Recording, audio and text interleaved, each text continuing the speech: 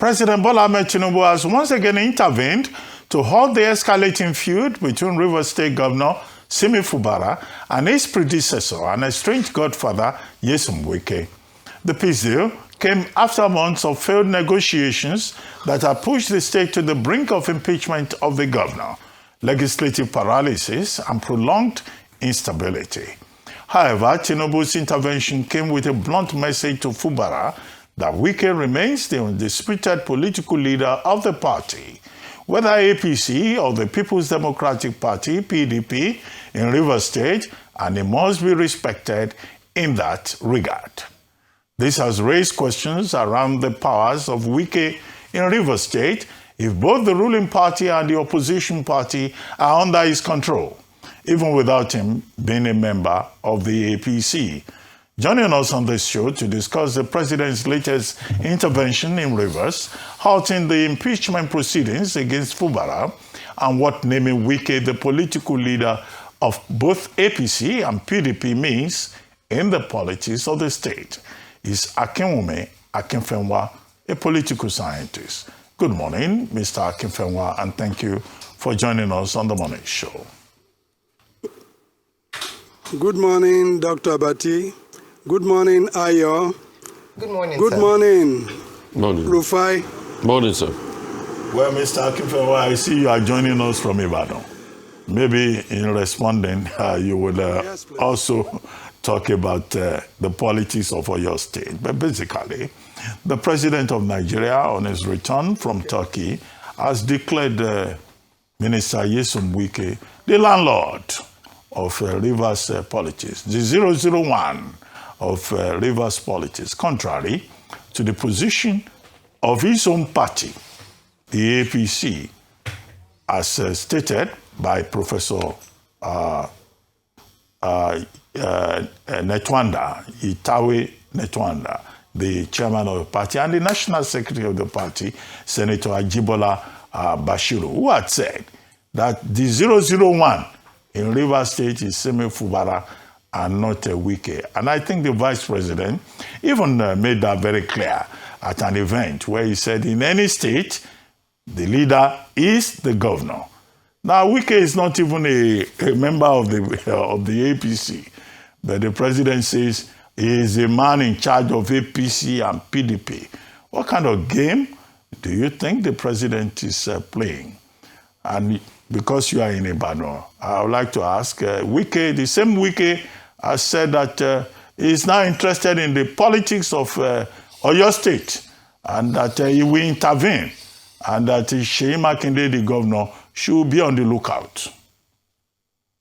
What can we make of all of this? Well, the point is the president is just being strategic. He knows the importance of Rivers State in the scheme of things.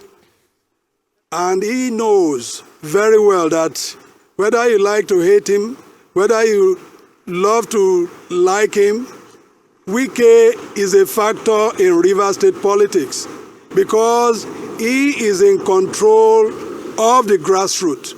And the president is very much aware of that, and that is why he's trying to keep him at least close to him and not lose him. Mr. Akinfenwa, you were saying the president was being strategic. Strategic how? There could be some kind of gross misunderstanding in this regard, and people may misinterpret what you mean by that. But more than that, I was trying to take advantage of the fact that you are in Ibadan, where Nyesom Wike, who is not even a member of the APC, has now been labeled the leader of politics in Rivers State. Does the president even have the powers to name anybody the leader of anything across political spectrum in any part of Nigeria? He can only speak about his own party. But you are in Ibadan. Nyesom Wike says he's interested in Ibadan politics. What do you make out of that? Well, let me start with the Ibadan politics that we are talking about. The truth of the matter is that, yes, Wike has a lot of tentacles and is very strong politically, but when it comes to the politics of Ibadan and Oyo State, we give it to His Excellency Engineer Seyi Makinde. No doubt about it. He is in full and firm control of PDP in Oyo State. Okay. In Oyo State. Okay. Then coming to the position of the president, just like I said, the president is just trying to be pragmatic, because Wike was able to deliver in 2023, and he has firm control of the grassroots in Rivers State. No doubt about that. And the president is aware of this, and so he has to bring him closer, because he's thinking in terms of 2027, when there will be a presidential election. So he knows that he needs him. You know, he's an infant terrible in politics, but there's nothing anybody can do about that. What is important is the ability to deliver. He has the capacity to do that, no doubt about it. So, Mr. Akinfenwa, I take it that you are justifying what, for want of another label, can be better described as political opportunism. You heard me. Opportunism. Well, there's no morality. There's no morality in politics. If you want the ability to be able to seize the opportunity that comes your way and use it, you know, it's just a matter of cost and benefit analysis that you have to do. If I take this decision, does it pay me? What does it benefit? So it is very, very, very, very cold and calculating. Politics has nothing to do with morality, and you don't bring emotions into it. It is just a Machiavellian way of doing things. So, and that is what has been, and it has been like that for a long time. All right. Thank you very much, Mr. Akinfenwa. I have two questions for you. The first one is that now, based on this decision the president's intervention, there are now clarifications or distinguishing of political leader and party leader. Is there a difference in the two? And is this what you see play out? So perhaps Wike, according to what is being propagated, is that Wike is a political leader, whilst Fubara is the party leader in the state. Does that work? And how would they work together? Then my second question would be around where did Fubara miss it? Because the idea of him moving to the APC was seen to be a master stroke to then to have the structures of the APC, because Wike himself is not yet, at least to the best of our knowledge, a card-carrying member of the APC. So where did he miss it politically? Well, the point is, yes, he made a grand move, a master stroke of a move, led by the governor of Imo State, you know, who he was the one that guided him to quickly declare for APC so that at least Wike will be off his back. But it doesn't end there. The truth of the matter, just like I said, is that Wike is solidly on ground in Rivers State, and the president is aware of that reality. The APC as a party is maybe more elitist. They have not gone deep down in Rivers State for them to be able to deliver. And he knows any day, anytime when he calls upon Wike, Wike will be able to deliver. That is one. Then two, if you remove Wike from the setting now, he will be able to cause a lot of damage to the political ambition of the president come 2027. Honestly, he has that capacity to make sure that things go hurry if you don't bring him closer to yourself. And that is exactly what the president has realized, and that is why he's keeping him close to him rather than having him far away. All right. Then two, Fubara, honestly, he doesn't have the structure. Yes, they can declare him as the number one, but will he be able to deliver when the time comes? And politics, there's no morality in it. It's the capacity to deliver at the right time. That is what makes the difference between men and boys. And Wike, when it comes to that, is a man. Okay, you see, this talk about structure we keep talking about, it's not a structure of criminality.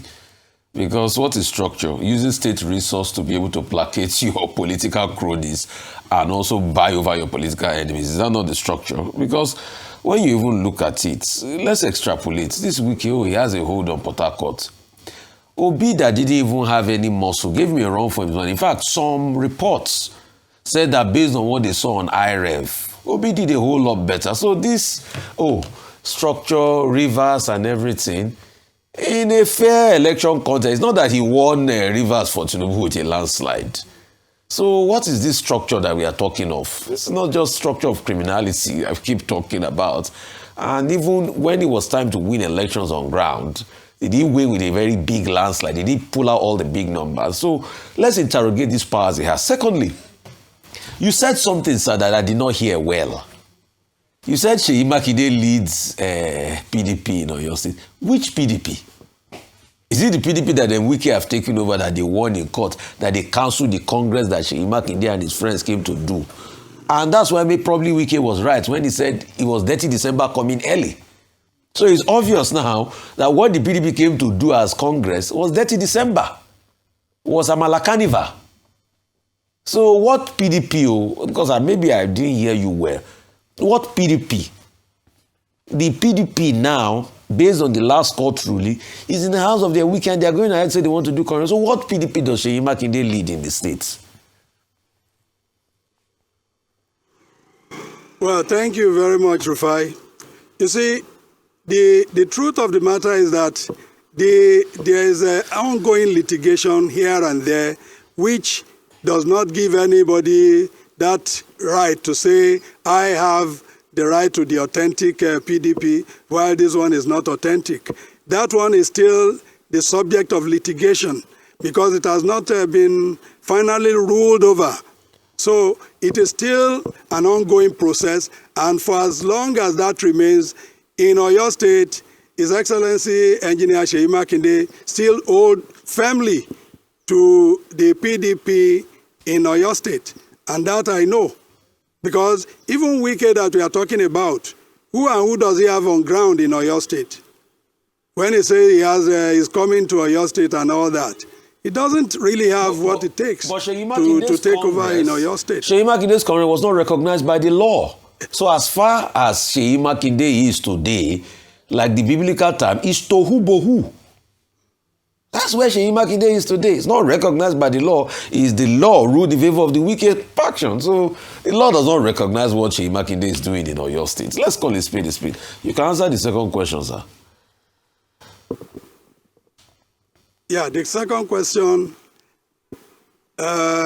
which is about, what is it? No, we are interrogating the structure yes, when and the power of Wike in Rivers State. Yes, the structure, yes, exactly. You see, it is unfortunate the kind of politics we are playing in this country. And, when they use the money from government to do a lot of things and build a castle around themselves or a kind of barrier around themselves, it is unfortunate. But basically, when the chips are down, he has the men who will carry out the biddings, irrespective of whether it is IRF or not, because they've done it before and they were able to get away with it. So yes, nobody is in agreement with the fact that the system is lousy and not good enough. But if we have to clean it, the system, we all have to come together to do it. So the point is, in as much as the system remains as it is, people will always take advantage of it to get what they want from that system. So that is exactly what is happening. So when we say Wike has a structure, Wike has the grassroots. Yes, he has people because he's donating lagues here and there. And when he tells them to do this, that's exactly what they will do. Okay, Mr. Akinfenwa, very briefly. Look, I'm a bit uncomfortable. Sometimes I have problems having these conversations. You know, we have a guest, they say he's a political scientist. What type of political scientist? They bring somebody, public affairs analyst, which is just a vague category for a lot of ignorant people. You know, so these categorizations are difficult. When you say, political leader, party leader, we might as well say Dangote is economic president, Tinubu is a political president of Nigeria. Now, I'd like you to tell us a bit about your background And then to talk about this issue, about the Electoral Act amendment, which for me, I've said this morning, is a very urgent issue in the country today.